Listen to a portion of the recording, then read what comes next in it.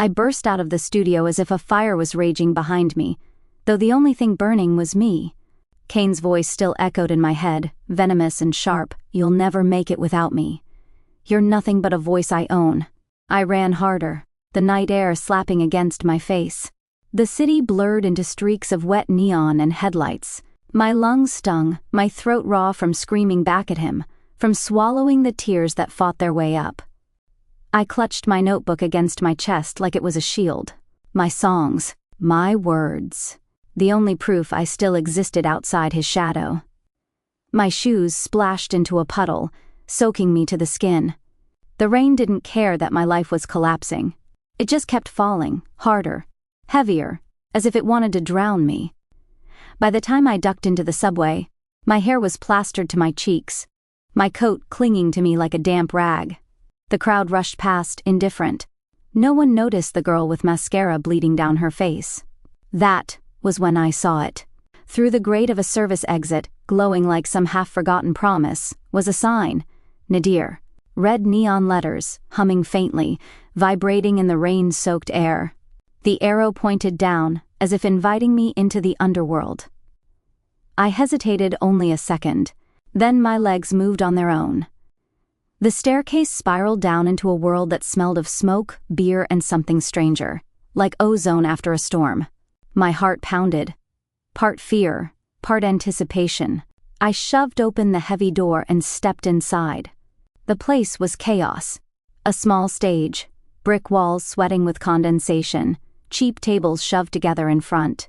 The crowd was restless, half drunk, half bored, tapping glasses, waiting for something that wasn't coming. On stage, a band was packing up mid-set. The singer's mic dropped with a hollow thud, and a chorus of boos followed. Someone threw a crumpled napkin. The tension was sharp enough to slice skin. And then he appeared. At first, I thought he was just another patron, too well dressed for this place though. A tall figure in a dark, perfectly cut suit, not a hair out of place despite the damp air. His presence sucked the noise out of the room without him saying a word. He had the kind of face that made you want to stare and look away at the same time.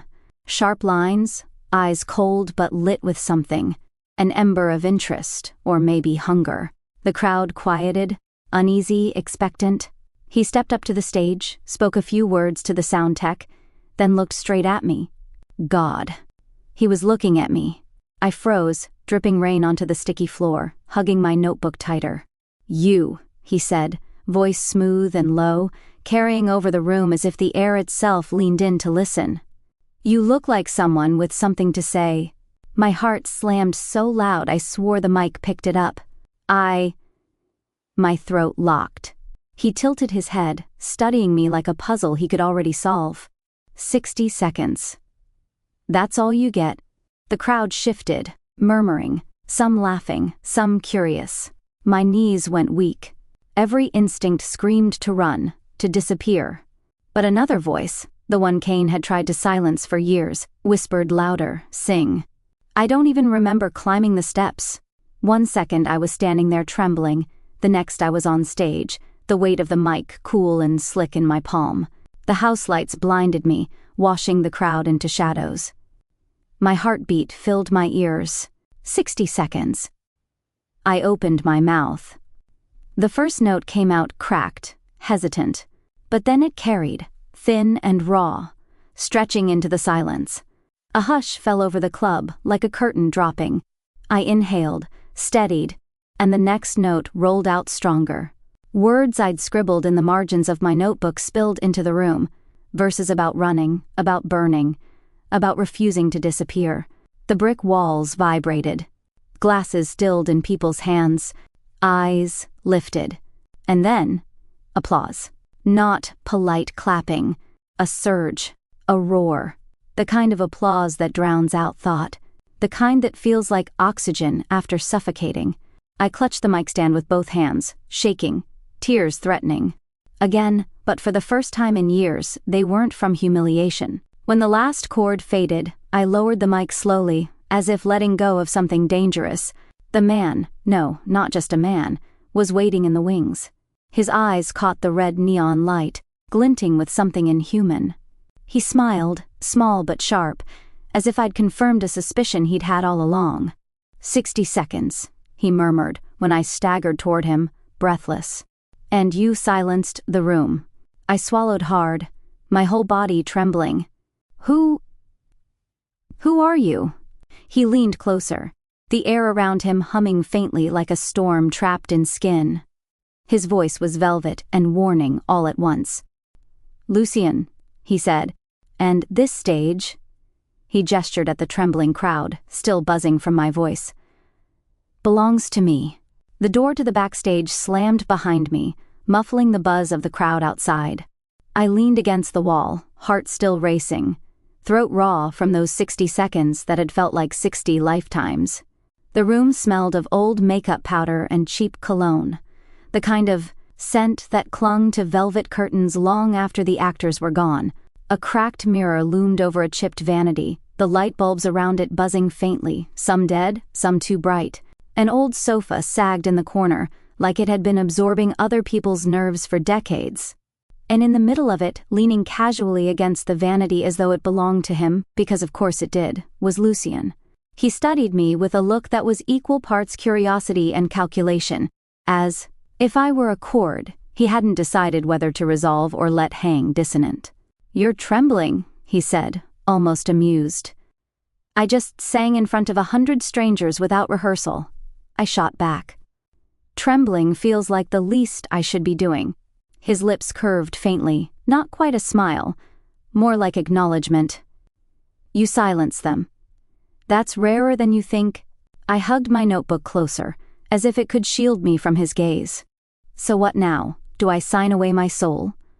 I hear demons are very fond of contracts written in blood. He chuckled, a low sound, warm and unnerving. I prefer ink. But I don't need paper with you. That caught me off guard. What do you mean? Lucien stepped away from the vanity, his presence filling the room even though he didn't raise his voice. I don't offer chains, only an agreement. Verbal, clean. You give this stage your truth, and I give you space to breathe it. No one owns you but yourself. I blinked. That's it? No fine print? No asterisks at the bottom that say and also your firstborn child? His eyes glinted like he found me entertaining. I have no interest in children, or in keeping someone who doesn't want to stay. The words sounded simple, but they vibrated in the air, resonating in a way that made the hairs rise on the back of my neck. Something more than human pulsed under them. And what about whatever it is you just did out there? I asked cautiously. That shift in the air when I sang. That wasn't just acoustics. Lucien's gaze sharpened, a predator evaluating whether to share a secret. Then he stepped closer, lowering his voice. This stage is threaded with attention nodes. They gather focus, amplify it, turn it into something palpable. To most people, it feels like adrenaline, euphoria. To me, his smile sharpened. It's food. I swallowed. So, I was your dinner? He tilted his head. You gave me barely a taste. Enough to keep the crowd satisfied, enough to wake the room. But if I let you stay open to it too long, you'd crave it. The rush, the adoration, the high of being the only heartbeat in a room full of silence. That craving ruins mortals faster than any contract. My stomach twisted, half fear, half fascination. So you're telling me singing is basically the gateway drug, and you're the dealer? That earned me his first genuine laugh. It was startling. Like hearing a cello string snap and still sound beautiful. Perhaps. But unlike your producer upstairs, I won't force you. You'll know the risk, and you'll choose. I couldn't help it. I snorted. Great. A demon who believes in informed consent. What a revolutionary concept. He stepped closer again, close enough that I could see the faint shimmer in his eyes, like distant stage lights. Breathe, he said softly. What? Your voice was raw. You hold your breath in your chest, push from your throat. That will shred you in a week. He placed a hand near his own stomach. You need to breathe from here, lower, deeper. Heat rose to my cheeks. Are you seriously giving me a vocal lesson right now? Do you want to last more than one night? His tone was sharp, but underneath it was something steadier. Concern. I rolled my eyes, but I did as he said. Drew a breath deep into my belly.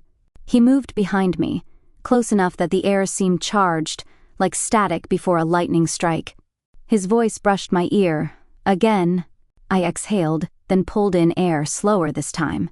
My ribs expanded, my shoulders loosened. Better, he murmured.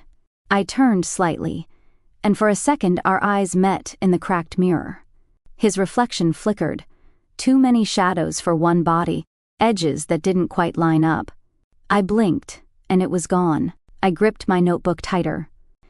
If this is the part where you brand me with some hellish seal, I'm walking. He shook his head, amused again. No chains, Aria. Only a stage. Say yes, and it's yours whenever you want it. Say no, and you walk out of here free. Either way, I won't chase. My throat tightened. After Kane, after years of strings disguised as handshakes, the simplicity felt unreal. I swallowed. Fine. No contracts, no chains. Just my voice. His eyes softened for the first time, just slightly. Then welcome to Nadir. The stage looked different when it was mine. Last time I had stumbled up here like a thief, soaked and desperate. Tonight, though my hands still shook, I was here on purpose. The mic cable curled across the floor like a black snake, the red lamps overhead throwing everything into a fevered glow. The air buzzed with anticipation, with sound checks. With a low hum I was beginning to recognize not as electricity, but as Lucien. The crowd was already pressing close to the stage. Not industry types in pressed suits or carefully curated influencers, but a ragtag audience, college kids in hoodies, women in sequin jackets, middle-aged men who looked like they'd wandered in from another decade. They all shared one thing, the hunger in their eyes. They weren't here for glossy perfection. They wanted truth. And I was supposed to give it to them. I curled my fingers tighter around the microphone. My throat ached with nerves, but the breath exercises Lucien had drilled into me backstage whispered in my body, lower, deeper. My belly rose. My shoulders stayed down. The moment the house lights dimmed, a charge ran through me so sharp I gasped. Lucien had told me about the nodes, points on the stage where attention pooled like water. He hadn't explained what it would feel like, though. It was like stepping into a current. The second I sang the first line, the words leapt from me, as if carried on more than air. The sound wrapped around the room, echoed against brick, and came back magnified, warmer, fuller. The audience leaned forward, as though the song had hands pulling them closer. Euphoria surged in my chest. For a heartbeat, I forgot the fear. I forgot Kane, the contracts, the betrayals. All I felt was this, the weightless high of being heard, of being seen. Every inhale fed fire into my veins. The crowd's eyes locked on me like I was the axis of their universe. My pulse raced. My fingers tingled. I wanted more. The notes poured out stronger, sharper, shimmering with something beyond my voice. The attention node caught them, spun them back, drenched me in waves of exhilaration. I could almost taste it, sweet and burning, like champagne spiked with lightning. I could live in this forever. I could... Stop? The word sliced through my trance, though Lucien hadn't spoken it aloud. I felt it inside my ribs, like a hand gripping me. Suddenly, the flow stuttered. The invisible current snapped shut, leaving me gasping. The crowd clapped, cheered, but the euphoria drained from my veins like water slipping down a crack. My knees buckled against the mic stand. Applause thundered around me, yet I felt hollow, dizzy. I stumbled off stage, nearly crashing into Lucien, who caught my elbow with infuriating ease. His grip was firm, steadying, but his expression was taut, his eyes darker than I'd seen before, as if something inside him was clawing for release. "You nearly drowned yourself," he said. I tried to shake him off, my breath ragged. I was fine. No, his voice cut sharper than the stage lights. Another minute, and you'd have begged for more. You don't understand how quickly it hooks into you. Fame isn't just a spotlight. It's a needle. I froze, his words sinking in through the haze. The lingering ache in my chest wasn't just nerves. It was withdrawal. Slowly, I whispered, "That feeling. Was that you?" Lucien's jaw tightened, partly. The nodes feed on focus, magnify it. I open them, I close them. But what you felt was yours, your voice, your truth. That's why it burned brighter than most. His eyes flickered, almost hungrily, before he looked away. I could have drained the room dry tonight, fed until nothing was left but silence. A chill slid down my spine. "But you didn't..." "No." He finally met my gaze, steady and fierce. "Because if I had, you'd never have walked off that stage. You'd have given me everything without knowing it." For a long second, neither of us moved. His hand still held my elbow, heat seeping through the fabric of my sleeve. The crowd's roar outside still echoed, muffled now by brick and distance. I swallowed hard, the gratitude bitter on my tongue but undeniable. "So, thank you. For not devouring me, I guess." His mouth quirked, humorless. "Don't thank me. I'm starving." There it was, that spark again. A warning. A promise. I tugged my arm free, clutching my notebook like a lifeline. My heart was still hammering, but not just from the stage. From him. The applause continued outside, but in this small room, it felt like the air was holding its breath. It started with a notification. At first, I thought it was some harmless clip someone had tagged me in, another shaky phone recording from the club. But when I opened the link, my stomach dropped so fast I thought I'd be sick. It was my song, my melody, my words. Except the face singing into the camera wasn't mine. Vera. Her hair styled into deliberate chaos, her eyeliner smudged just enough to look authentic. She strummed the opening chords like they belonged to her, and when her voice hit the chorus, the caption screamed across the screen. "New rising star, Vera Sinclair. Original song." My fingers went cold. For years, she'd been my friend. We'd shared basement gigs, traded secondhand guitars, split tips from open mics. She knew every scar of mine, every note I doubted.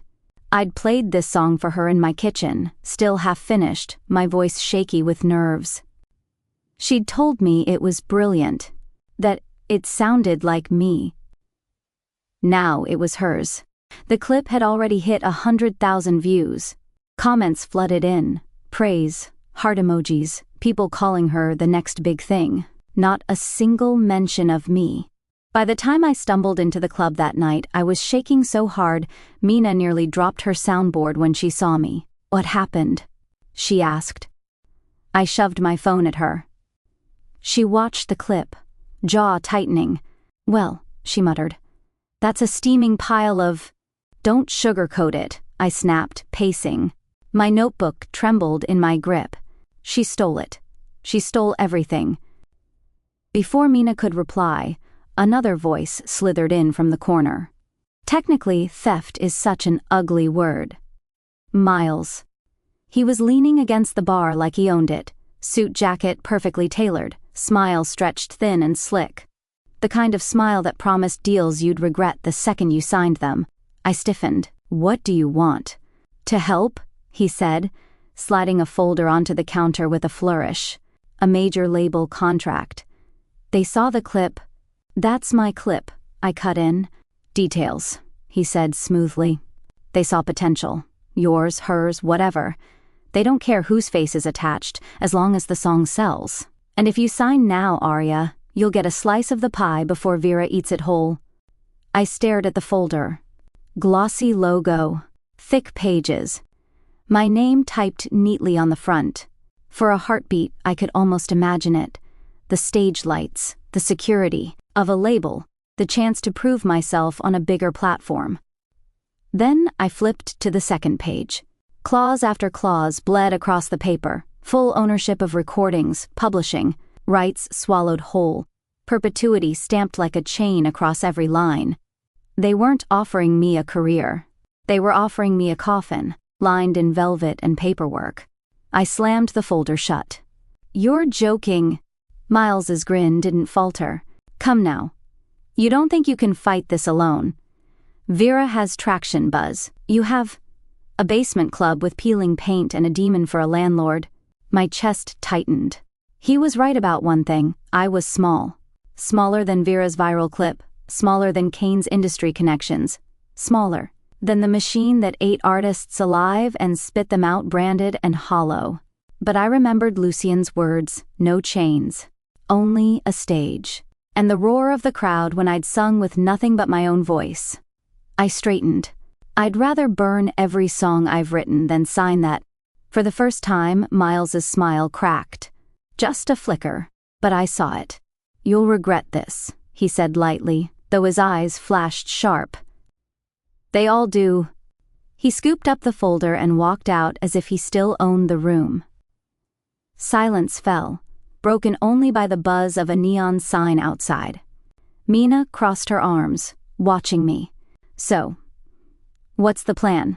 I swallowed, throat tight but steady. The fear was there, clawing at me, whispering Kane's voice, Vera's betrayal, Miles's smirk, the fear that I was about to be swallowed whole again.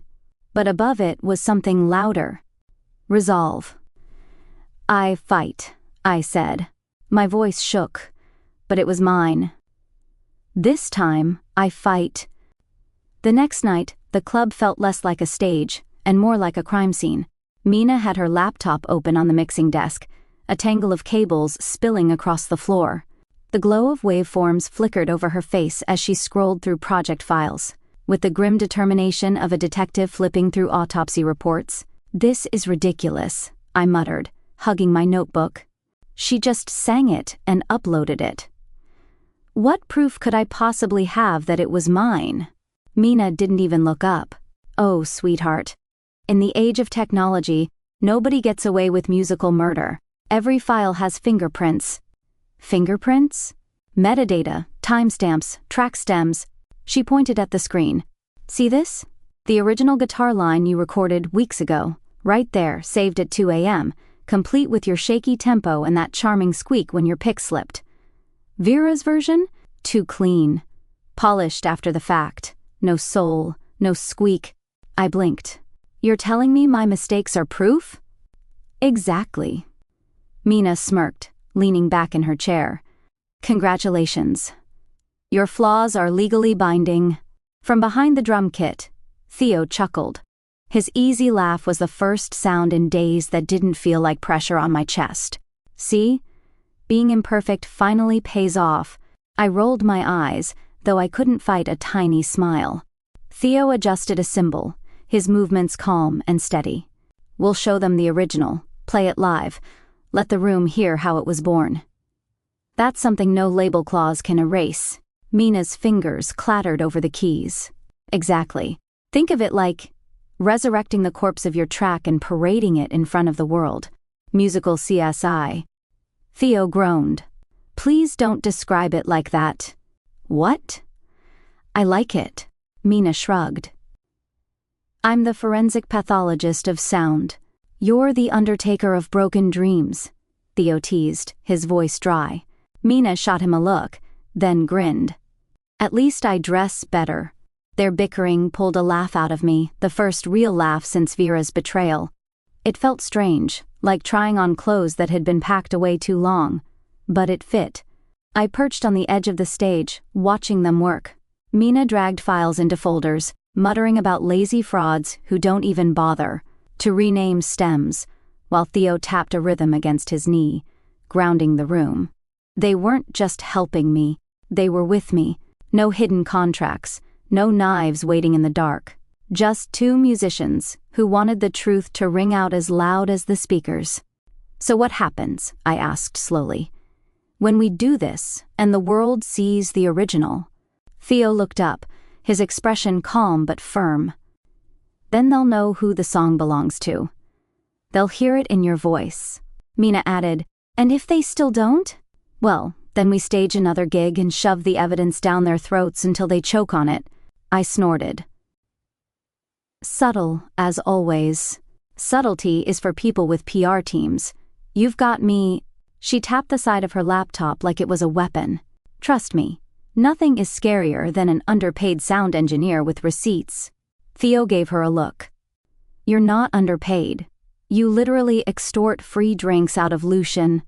That's called compensation. Mina smirked. I let their banter wash over me, the tension in my chest easing for the first time in days. Maybe Kane's voice would always haunt me. Maybe Vera's betrayal would always sting. But here, in this club with peeling paint and humming neon, I wasn't alone. I had a team. I closed my notebook and exhaled slowly, the way Lucien had taught me. Okay, I said, voice steadier than I felt. Let's show them how the song was really born. Mina raised her coffee cup like a toast. To the resurrection of dead tracks. Theo tapped his sticks together, smiling faintly. To making noise worth hearing? And for the first time in a long time, I believed we could. The club didn't look like the same place anymore. By the time I stepped onto the stage that night, Nadir was packed wall to wall, not just the regulars. This time there were journalists in pressed jackets, camera lenses glinting under the red lights, and strangers who whispered names of labels I'd only ever read in magazines. Even Vera was out there somewhere, I knew it. And Kane's shadow lingered like smoke, waiting for me to choke. The air thrummed, not just with sound, but with expectation. I gripped the mic, knuckles white, and told myself to breathe. Deep, the way Lucien had drilled into me. Lower, steadier. My lungs obeyed, even though my heart was rattling like a snare drum. From the wings I caught a glimpse of him. Lucien, standing like a statue carved out of shadows. His gaze pinned me, steady and sharp, but there was something beneath it tonight. Strain. Hunger. I didn't have time to dwell. The crowd quieted, waiting. Mina gave me a nod from the sound desk. Theo tapped his sticks against the edge of the kit. My cue. I opened my mouth. The first line slid into the room like a spark across dry tinder. The melody that Vera had stolen, stripped of its flaws, was here in its rawest form, my form. Imperfect, aching, real, and the crowd felt it. The attention nodes hummed to life, buzzing around me like live wires. They pulled focus, magnified it, poured it back into me until the air tasted electric. The applause came too early, breaking through before the first chorus. People shouting, leaning forward, phones raised. Euphoria clawed at me, bright and dangerous. My skin prickled with it. I wanted more. And then, nothing. The nodes shut down like someone had ripped the power cord out. The crowd's roar still filled the room, but the magic, the addictive burn was gone. I staggered. My voice wavered for a beat, but then instinct kicked in. I sang anyway. No rush, no high, no net. Just my voice and the truth it carried. The song built, each line carving me open in front of strangers. By the time I hit the final note, the walls themselves seemed to vibrate. And when silence fell, just a beat, just a breath, it was crushed instantly by a tidal wave of applause. Louder than anything I'd ever heard. Louder than my fear. I bowed, shaking, blinking back tears. My body trembled like it wanted to collapse, but adrenaline carried me off stage. Lucien was waiting in the wings. His jaw was tight, his shoulders rigid, as if he'd just walked away from a fight. And in a way, he had. He hadn't fed on the room. I could see it in his eyes, the sharp hollowness, the way his control burned through him like fire contained in glass. You, I panted, breathless, sweat sticking to my skin. You shut it off. Yes, he said, voice low, raw. Why? That rush would have swallowed you whole. His hand brushed my arm, steadying me though it trembled faintly itself. I wouldn't let that happen. For a heartbeat, all I could do was stare at him. The applause from outside still rattled through the walls. But in here, the world narrowed to his face, the strain in it, the truth in his words. I should have thanked him, should have stepped back, caught my breath. Instead I whispered, Then what keeps you from being swallowed? His eyes flickered, the veneer of control cracking just enough to show the hunger beneath. You think I'm not? I'm starving. And then, before I could think, before I could stop myself, his mouth was on mine. The kiss was nothing like I expected. Not greedy, not devouring. It was fire barely contained, a storm pressed into human skin. His hand slid up to cup my jaw, holding me as if I might shatter, even, as his lips moved against mine with a hunger that shook me to my bones. My knees buckled. My notebook slipped from my grasp. The crowd's roar thundered on, muffled now, meaningless compared to the thundering of my pulse. When he finally pulled back, his breath was ragged, his eyes no longer. Cold but exposed, vulnerable in a way that made my chest ache. Applause fades, he whispered, voice rough. This doesn't. I touched my lips, still tingling, my whole body trembling with the echo of it. The crowd was still screaming outside, but their noise couldn't touch this moment. Because the truth was undeniable, his kiss had been louder than the applause. Miles called it a meeting. I should have known better. He lured me with promises of opportunity, words sweetened with that salesman's grin he wore like cologne. Just a casual sit-down, he'd said. Some interested parties who see your potential. Interested parties. Right. The cafe wasn't even discreet. Glass walls, polished marble floors, too clean for anyone who actually bled for their music. I walked in clutching my notebook, trying not to sweat through my jacket. 2 men sat waiting. One in an immaculate suit, the kind with a price tag that could pay my rent for a year. The other turned his face slowly toward me, and my stomach twisted. Kane. The sight of him made my chest tighten like I was back in that studio. His voice still echoing in my head. You're nothing without me. Aria, he said smoothly, as though I hadn't run from him like my life depended on it. You've been busy. My throat closed. What is this? Miles stepped between us, all false charm, opportunity, the kind that doesn't come twice. Kane's people have influence. They can bury that silly club and launch you properly. Fame, stability, money. All you need to do is sign. He slid a folder across the table, thick pages already waiting for my name. For a second, just a second, I stared at it. All those clauses, chains dressed up as guarantees. My pulse spiked with old panic. But then, I remembered the roar of the crowd at Nadir, the kiss that had left me trembling harder than applause. And I heard my own voice saying it back in Mina's sound booth. I fight. I pushed the folder away. No. Kane's eyes narrowed. You don't get to walk away from me twice. Before the tension could snap, a shadow cut across the table. Lucien. Not cloaked in mystery, not glowing with inhuman hunger, just a man in a tailored suit, calm as winter steel.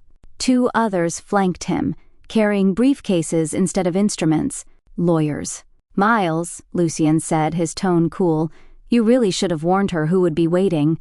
The color drained from Miles's face. I was only... You were trying to sell her like property. Lucien's voice didn't rise, but the weight of it pressed down on the room. Unfortunately for you, Aria is not for sale. He placed a slim folder of his own on the table, sliding it neatly in front of Kane. Cease and desist. Evidence of song theft, contract coercion, and multiple violations of industry code. You know what happens if this goes public? Kane's jaw twitched. For once, he had no smooth retort. Miles fidgeted, his charm cracking. It's business. No, I cut in. My voice surprised me, clear, firm, mine. It's exploitation, and I'm done being anyone's investment. The silence that followed was delicious. For the first time, Kane looked smaller. Lucien's gaze flicked toward me, and for an instant I saw something rare in his expression. Pride. Not hunger, not control. Just pride. Miles tried to stammer a defense, but one of Lucien's lawyers was already gathering the contract off the table. The deal was dead before it could breathe. I stood, notebook in hand, and looked Kane in the eye. You were right about one thing, I said. I am nothing without my voice.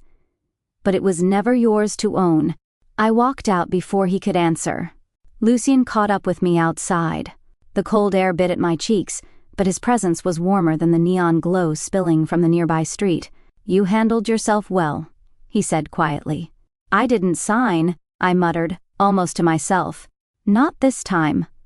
For a heartbeat, the edge of his control slipped. Fury still burned in him, at Miles, at Kane, but beneath it was something gentler. Relief. You chose, he said simply. And for once, I believed him. The envelope was heavy in my hands, though it was only paper. A cease and desist order. Kane's lawyers had moved fast, filing an injunction to bar me from performing. Unauthorized material until the ownership dispute was settled. Settled meaning until I gave in. I read the words over and over until the letters blurred, my throat tight. When I looked up, Lucien was leaning against the wall of the green room, arms crossed, face carved in stone. His silence was worse than Kane's threats. So, that's it? I demanded, slamming the papers down. He snaps his fingers and suddenly I don't get to sing my own songs? Lucien's eyes flickered, sharp. This is how the industry fights when they're losing. With paper and ink instead of fists. Don't act like you're above it, I shot back. You thrive on control. You've been holding the strings since the night I walked in here. His expression tightened. Is that what you think? That I'm no different from him? The words tumbled out before I could stop them, all sharp edges and fear. How do I know you haven't been pulling me along just to feed on me? How do I know this stage isn't just another cage dressed in neon? Silence. The kind that feels heavier than shouting. Lucien stepped forward, eyes dark, the air humming faintly around him like a storm he refused to unleash. If I wanted to own you, Aria, you'd already be mine. Completely. The words hit like a slap. My chest heaved, fury and doubt tangling until I couldn't tell them apart. Then prove it. Let me see who I am without you. For a moment, I thought he'd explode. Unleash all that bottled hunger I kept glimpsing at the edges. Instead, his jaw clenched, and he turned away. Fine. His voice was low, almost breaking. You'll have the stage tonight. But dry? My breath caught. What does that mean? No nodes, no amplification, no magic. Just your voice, naked. He paused at the doorway, his back to me. If you can't survive without me, better you learn it now. And then he was gone. The silence he left behind was suffocating. When I walked onto the stage that night, the air felt wrong. Dead. The red lamp still burned, the cable still gleamed. But the hum, the invisible current that had carried me every performance, was gone. The room buzzed with voices, restless, expectant. But none of it reached me. For the first time since that first night, I felt small again. Just a girl with a notebook, and a voice the world was trying to erase. I opened my mouth, but the notes felt thin, fragile. No rush, no fire. Every word scraped against the dryness in my throat. Applause came, but it was polite. Muted. Inside, I was hollow. Backstage, no one waited for me. No sharp suit in the shadows. No burning gaze to anchor me. Just cracked mirrors and a sagging sofa that smelled of dust. I sank into it, clutching my notebook to my chest, trying to breathe past the ache. For the first time since I'd run from Kane, doubt wrapped its hands around my throat and squeezed. Maybe I wasn't strong enough. Maybe all I was, after all, was another name waiting to be owned. The guitar felt heavier than usual, though it was the same battered instrument I'd played in kitchens and basements for years. Maybe it was the weight of silence. No nodes.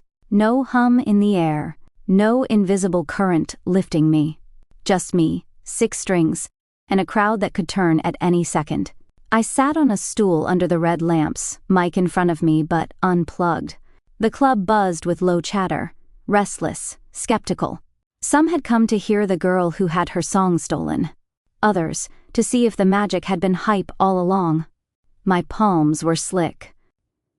My heart jackhammered against my ribs. I thought of Kane's smirk, Vera's stolen clip, Miles's contracts. And then I thought of the words scribbled in my notebook, the ones, "No one could steal if I burn. It's because I lit the match myself." So I breathed. In, low and steady. Out. And I began. The first chord cracked through the air, raw and unpolished.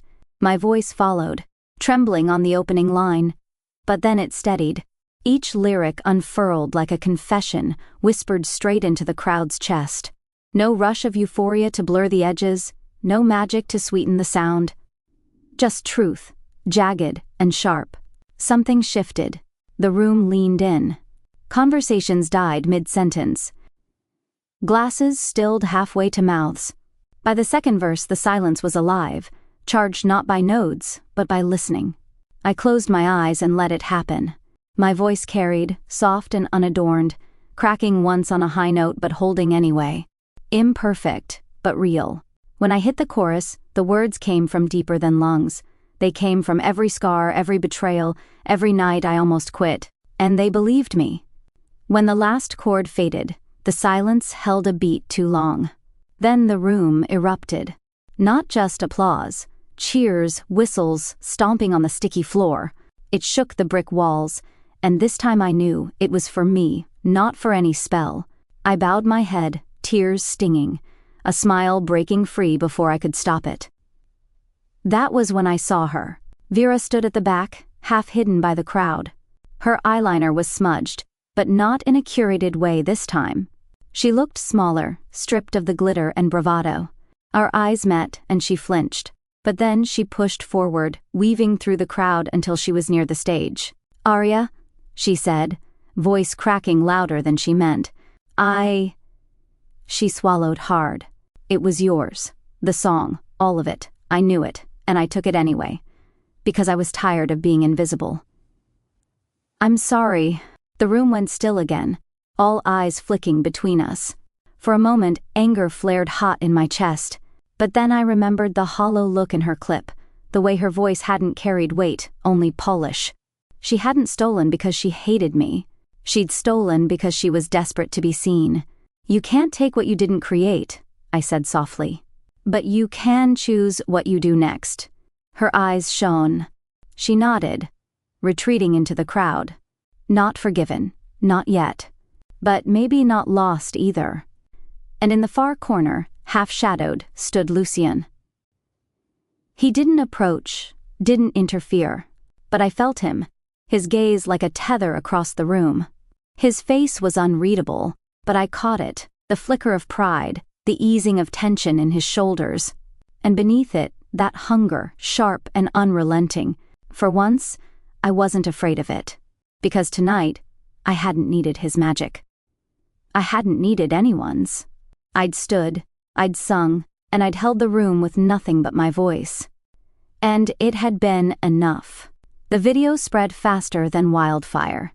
Someone had recorded my acoustic set, just me, a stool, and a guitar, and posted it online. No filters, no studio polish, just raw sound, raw truth. Within days, it had gone viral. Comments flooded in. "This is the real deal. Forget Vera. This girl bleeds the song." For once, I didn't have to scream to be heard. My voice carried itself.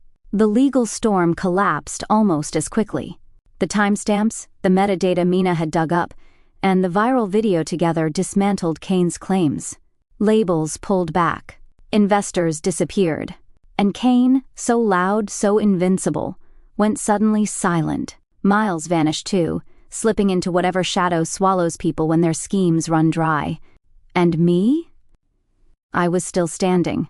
The night of my album release, Nadir was more alive than I'd ever seen it. The neon burned like fire. The brick walls hummed with voices, and the stage felt less like a trap and more like a home I'd built note by note.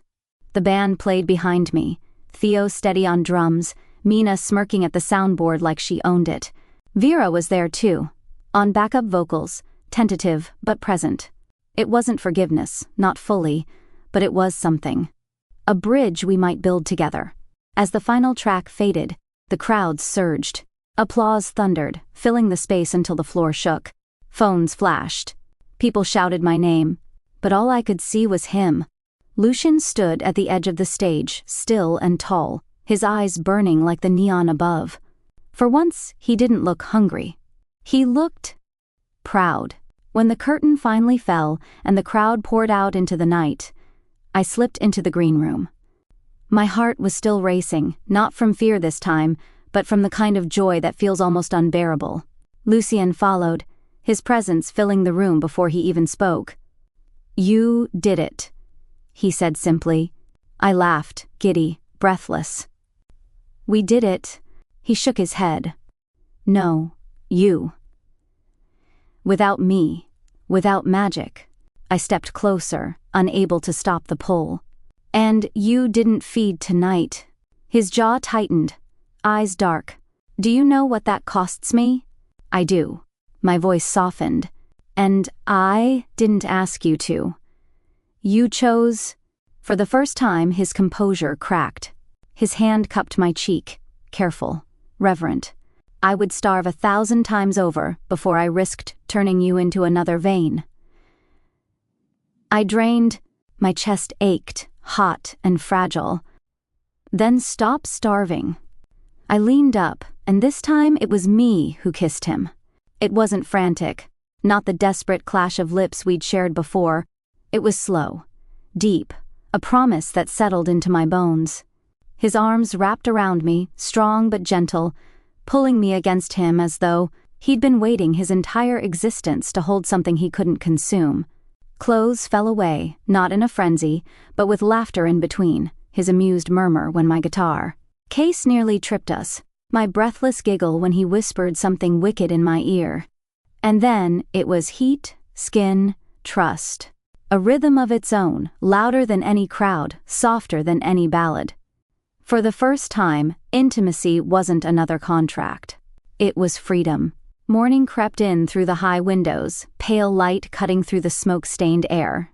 I stretched beneath the sheets, every muscle pleasantly sore, my hair tangled and my heart ridiculously light. Lucien was already awake, sitting at the edge of the bed, shirt half-buttoned. He glanced back at me with that sharp smile of his. "You're staring," I teased, pulling the blanket higher. "I'm memorizing," he replied smoothly. "In case you run again." I threw a pillow at him. He caught it one-handed, laughing, a sound that still startled me in its warmth. Over breakfast, coffee for me, something darker in a glass for him, we talked about the future. Not labels, not contracts, just gigs. Theo wanted a tour. Mina wanted better cables. Vera wanted to prove herself. And me? I wanted to keep singing. Here, in the house that had become mine. Lucien leaned back, studying me. "You've built something here. Not even demons could take it away." I reached across the table, lacing my fingers with his. "And you?" He hesitated, eyes flickering with that familiar hunger. Then he shook his head, a smile breaking. "I don't feed on applause anymore." He squeezed my hand, his voice quiet, certain. "I feed on you." The words should have scared me. Instead, they settled into me like a final chord resolving a song. I smiled, leaning into him. Good. Because I'm not planning to leave the stage anytime soon. Outside, the neon buzzed, the world moved on. Inside, for the first time, I felt free.